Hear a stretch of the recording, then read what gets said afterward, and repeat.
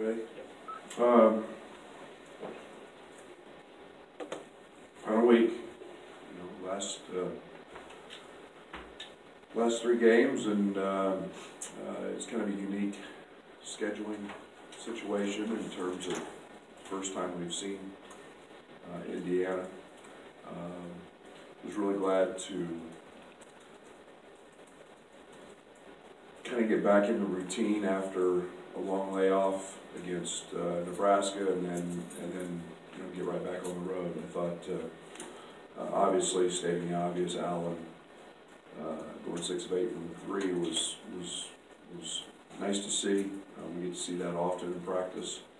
And then I thought that Andres Felice, quietly with his passing, 7 assists, was tremendous. DeMonte with his passing. It's some great, just simple basketball plays that weren't scripted out of offense, that were just reads, and it was nice to be able to make some of those plays. And then I thought in the first half defensively, we were really sharp. One of the big keys was taking the three-point line away from them. We held them to 5, and we were much better at doing that than we were in the first game. So, on to Indiana, one of the outstanding freshmen in our league, in Jackson Davis, excuse me. He's had a phenomenal year. Fennessy at the point is an outstanding lead guard. They've got a kind of an elite scorer in Green off the bench that can really get going from 3. And then Joey Brunk inside has been he's really skilled, can score with either hand. So it's a big Indiana team. They're physical. Archie does a great job defensively. This team is as solid defensively as any team in the league. So there should be a really physical, good Big Ten basketball game. Brad, do you and your team remember the game against Indiana here last year? Yeah, I mean the veterans do. Kofi has no idea what's going on, but we're so different defensively now that there's not a lot of similarities from our standpoint in that.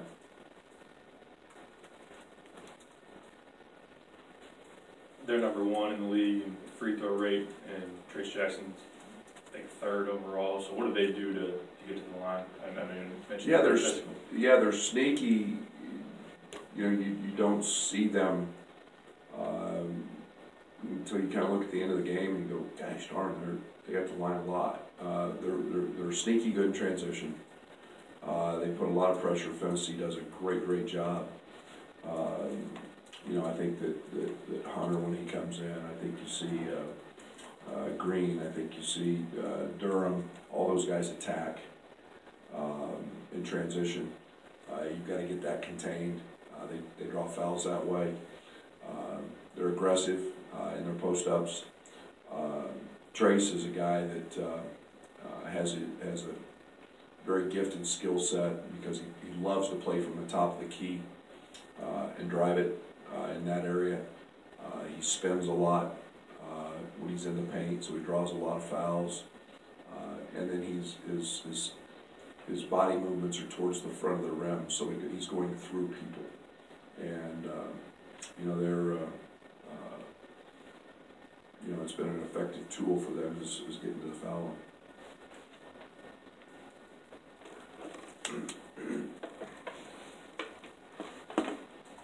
I'm not sure how much maybe Kofi and Trace will match up against each other because they play Brunk a lot, together with Trace, but just to have maybe 2 of the, arguably the top 2 freshmen in the Big Ten in this late season matchup, is that just, what do you feel like maybe that could bring on? Yeah, they're probably, neither one of them are probably freshmen anymore in terms of experience. This late in the year, they've all played 27, 28, 29 games, whatever the number is, and so there's some, but yeah, they know each other from youth basketball and growing up, but yeah, it's an exciting matchup, and we'll see how much they guard each other. I have no idea at this point, but they're two young guys who've come in and impacted this league in big ways, and there's no question they're not just two of the outstanding freshmen in this league, but in the country. We've seen Io really develop from last year to this year, that mid-range pull-up. How important is that to his game? And you guys are so into analytics, and that's universally not the best shot, but he makes it a really good shot. Well, it's one of the reasons he's gotten really good at it. He's pretty cerebral. He's gotten smart. He understands what everybody lives and dies by threes and layups, and that's a shot that you often get as a mid-range pull-up. And he's got great size. He's got the ability to stop on a dime. He's put in a ton of time working on it, and that's become his long floater is instead of that, it's just a pull-up jump shot, and he's been great with it, and was great with it at Northwestern the other night, and continues to put pressure on the defense with his pull-ups. What does it say about him coming out of high school to knock his three-point shot? He shot it pretty well last year from three, and in the offseason it was a mid-range game, shooting off the dribble, and now that's a big strength for him, one of the best out there. Yeah, I think the one thing that people should never, or I guess quit underestimating Io is that he has weaknesses. If he's got a weakness, he's going to work on it.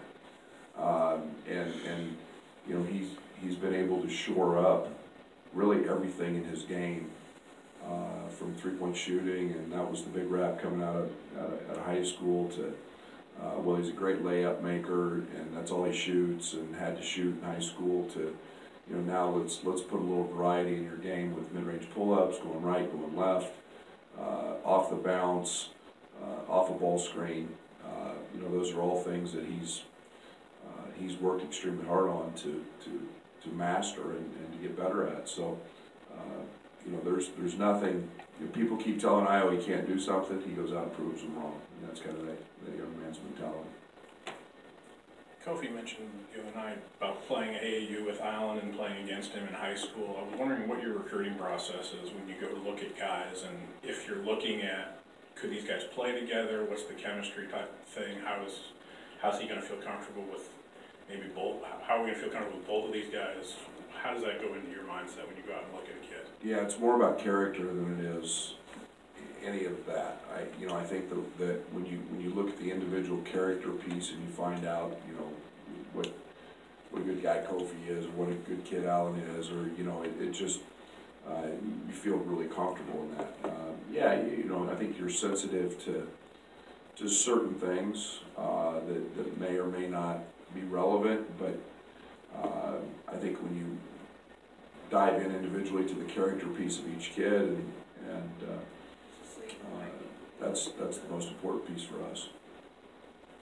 Do you have an opinion on the evolution of Justin Smith as a defensive stopper?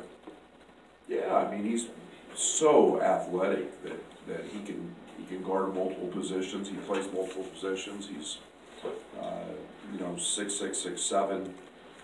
He's got a great body, and he's a guy that I think they feel very confident that he can guard anybody from point guards to centers, and that's a nice versatility to have, and he's done that very well for him. Kind of just a quirk in the schedule where you've had first games against Nebraska, Indiana coming up, Ohio State coming up. Is that maybe a good thing, or there's maybe no preconceived notion heading into the game because you don't have this memory of the earlier one, or I'm not sure how you kind of get it. Yeah, it's a little unique in just the standpoint that a lot of times you're seeing a team for a second time once you get into February or March, and there is some familiarity now. It's new, so guys have to really be dialed into scouting report and personnel, and you know, it's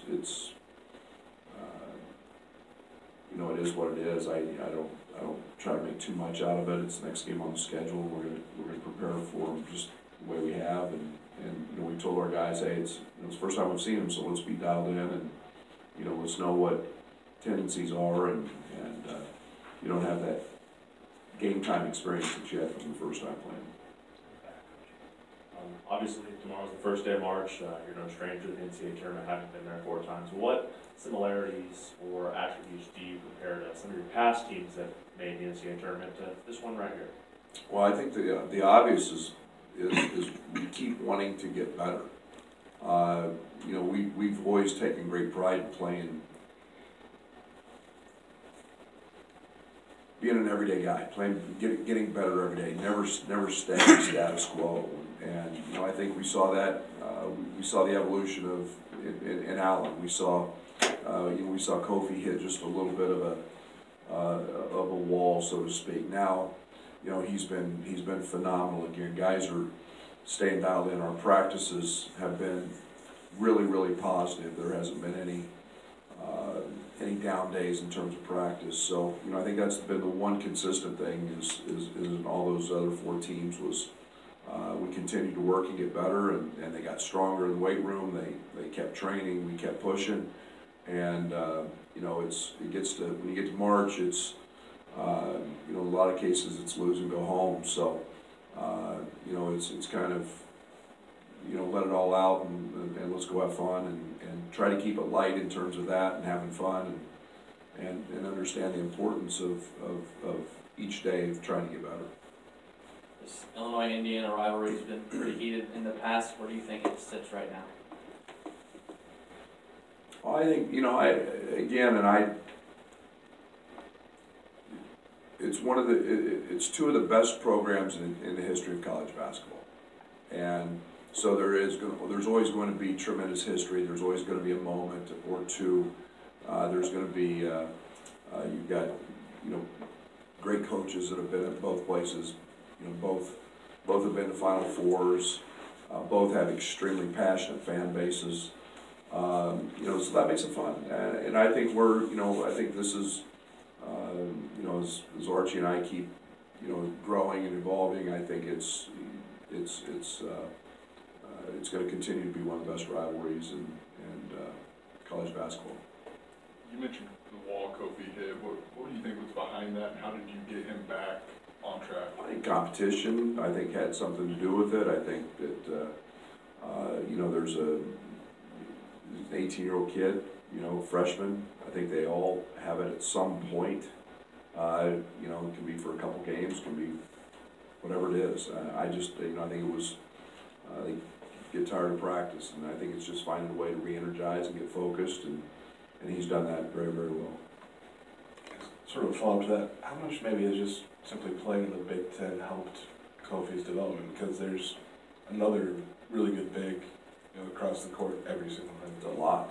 There's no doubt. I mean, you could put